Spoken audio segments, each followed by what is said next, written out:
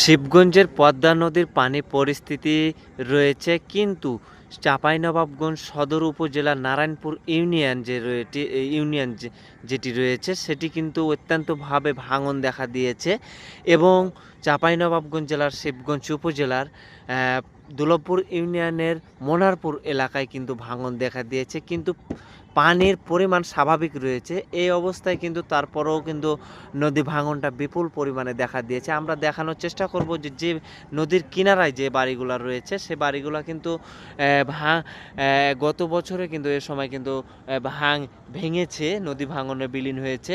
এই অবস্থায় কিন্তু তারাও কিন্তু নদীর কিনারা ছেড়ে যায়নি। তাদের একটি স্লোগান রয়েছে যে বাপের যে জমিগুলো রয়েছে সেই জমিগুলো ছাড়া আমরা কখনো সরে যাব না যতক্ষণ না বিলীন হবে। আমরা দেখানোর চেষ্টা করব যে চর অঞ্চল থেকে একটি নৌকা আসছে এবং সেই নৌকাটি হচ্ছে যে অনেক যাত্রী রয়েছে।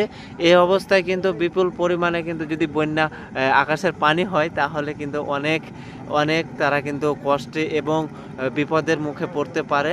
এই অবস্থায় কিন্তু তারপরও আসছে চর অঞ্চলের, যেটা বলা যায় যে আসলে চর অঞ্চলের মানুষ কিন্তু অত্যন্ত পরিমাণে কষ্টে রয়েছে। এই অবস্থায়ও কিন্তু তারা বসবাস করছে। আমরা দেখানোর চেষ্টা করছি যে এই যে নদীর পাশে বা এই নদী বিভিন্ন জায়গার মানুষ কিন্তু দেখতে আসছে। এই ছিল আজকের শেষ পরিস্থিতি পানির।